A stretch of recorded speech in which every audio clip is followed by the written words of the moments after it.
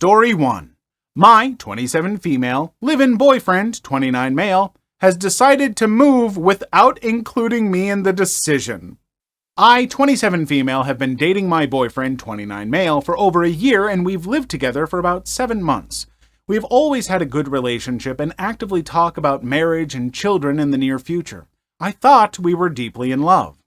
I want to start looking for a new job as our lease is up soon. A new job in my current industry would likely result in me having to move cities, but I'm willing to switch industries in order to stay with my boyfriend in the city we currently live in, if we still are actively working on building a future together. When I brought up resigning our lease to my boyfriend and that it would be a good time for me to start job searching, my boyfriend told me that he plans to move to his hometown 2 hours away despite the fact that he works 12-hour-long days in the city we live in, and this would result in long daily round-trip commutes, and that I can come with him if I want. He also told me to not consider him in my job search and said that he was unsure if marriage was still in our future. I am very hurt by the fact that my boyfriend has decided to make this decision about moving without considering me and the uncertainty expressed in the future of our relationship. But at the same time, since this conversation, he has still continued to be very affectionate and loving towards me on a daily basis and has expressed a sadness at me distancing myself from him since this conversation.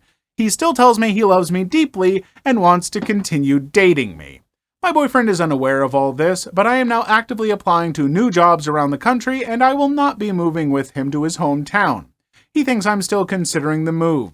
I'm planning on finding a new place to live without him regardless of if my job search takes me out of our current city or not, and I am highly considering breaking up with him when our lease is up, since he said he's unsure if marriage is still in our future, and I see no longer living together as a backward step in the relationship.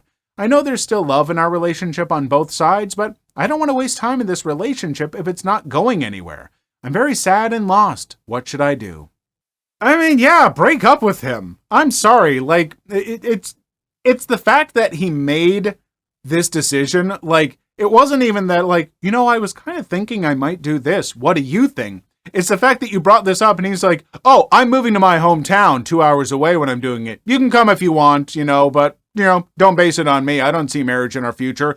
He had decided all that without talking to you at all, especially when you're like living together and had been talking about marriage and, you're clearly looking for a committed relationship. Like, that is wild to me that he would make a decision like that, like be decided without ever having talked to you about it. Like, no. Relationships need good communication, and he is not good at communicating. Like, I would maybe have a conversation with him, like, hey, the way you did that sucks, and I'm looking to get married and stuff, so, what do you think is the future of this relationship, buddy?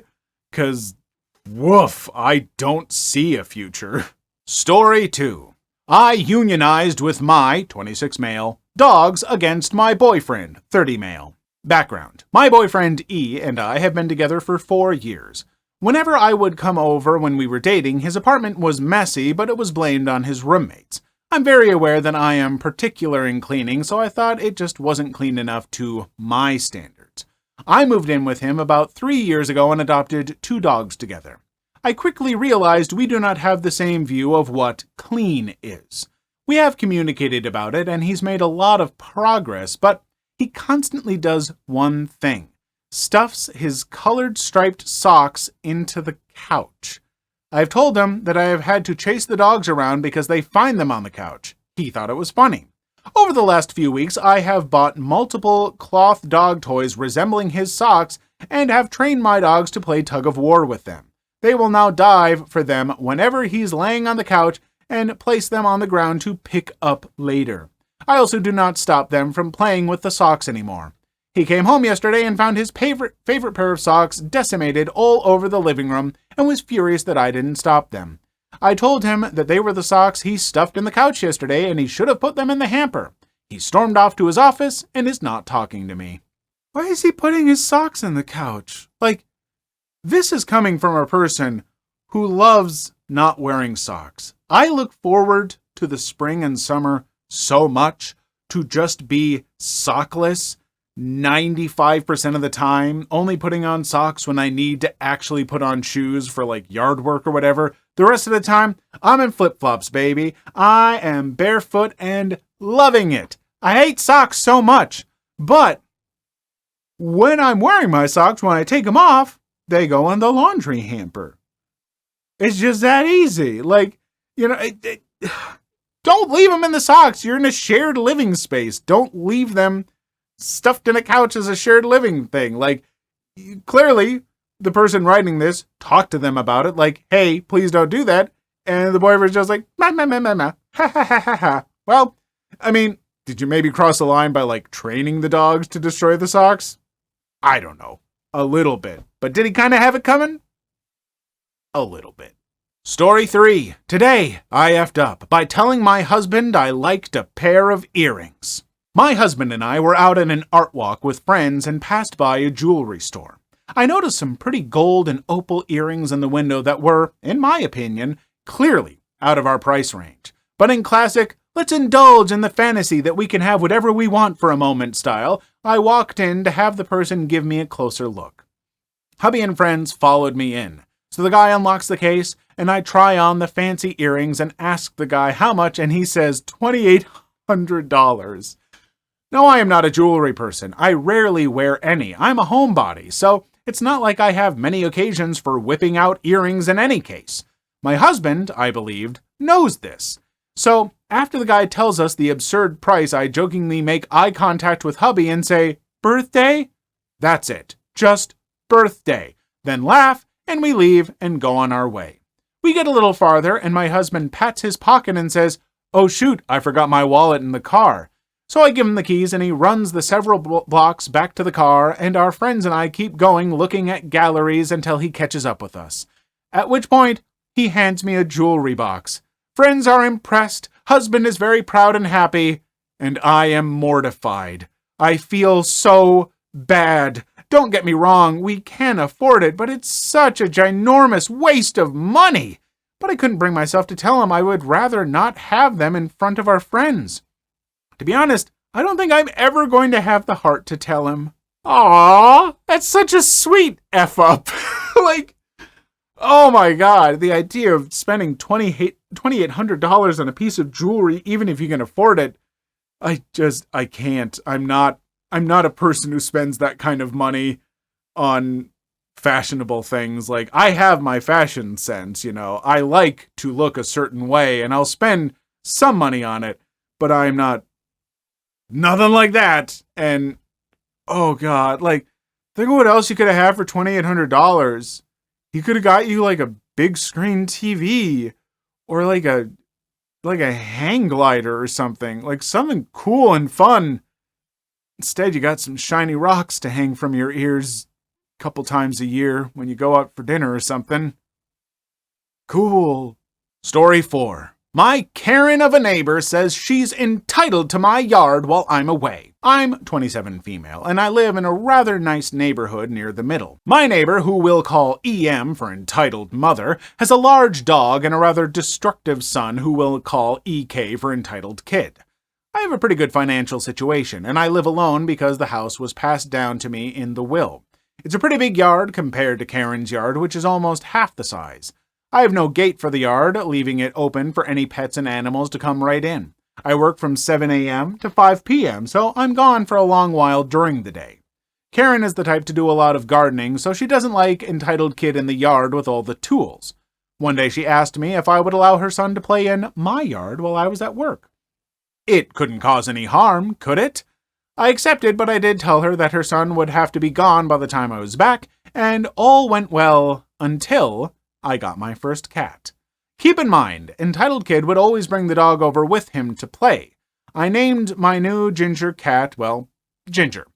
Ginger loved to bask out in the sun with the entitled kid and dog until one day I found that she wasn't outside. In fact, she was inside with a bite mark. I rushed her to the vet immediately, where she was treated and wore some sort of bandage wrap around her waist for the next week or so. I checked the cameras only to see entitled kid try to move Ginger out of her general spot so that he could sit there and she swiped at him, scaring him off. It seemed that entitled kid's dog did not take kindly to this, as the mark was not a bite mark but a swipe from the dog. I presented this info to Karen, who denied it and said, "He's just a kid and Ginny is fine." I reminded her that it was Ginger, then told her that neither her son or dog were allowed on my property again. She threw an absolute tantrum and told me that they should be entitled to the yard while I was away because, after all, you can't just let it go to waste. Then I reassured her of my decision to where she said word for word, "Ma'am, you need to leave." I'm so confused. I'm considering my options and I think small claims court is a bit too much for this. What am I supposed to do?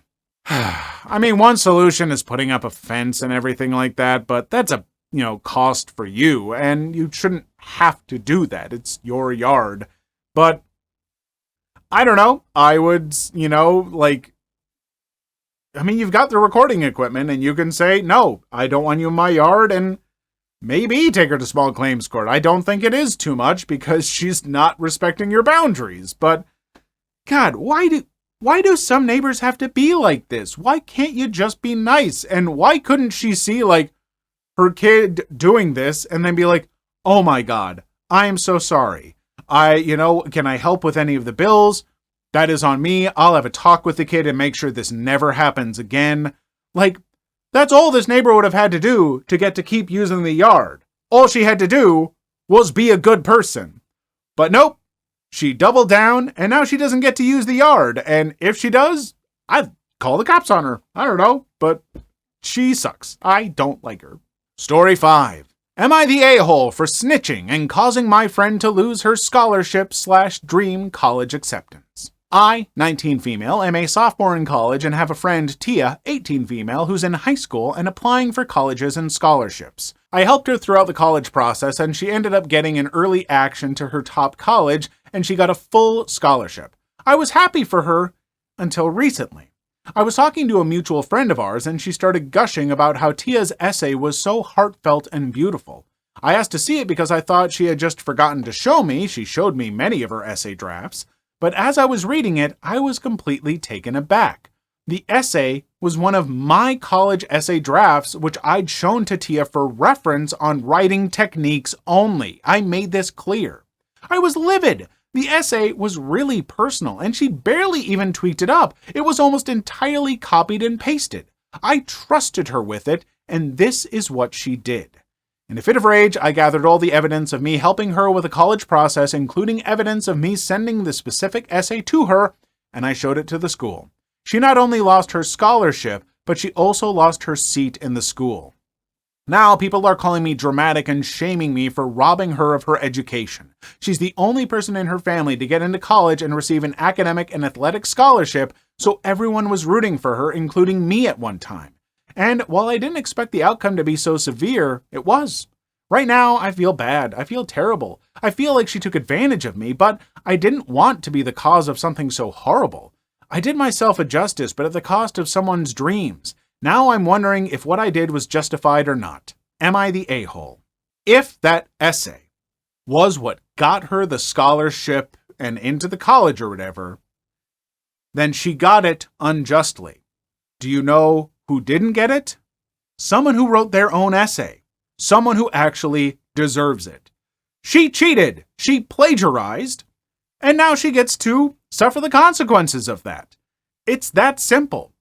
She cost herself that scholarship. She cost herself the seat in that college. You did not. You merely revealed what she did. And I think that's fine. I don't think you're an a-hole at all. Scholarships and certain colleges are really, really tough to get into. And if you get into that by lying, then you're basically stealing that from someone else who probably deserved it. Maybe not, but probably, okay? So I'm 100% on this person's side. There's just no excusing it, This person completely plagiarized the other person's essay. That's their fault. They did it to themselves. Please leave your story in the comments. I would love to make a video on them in the future. Also, don't forget to like and subscribe.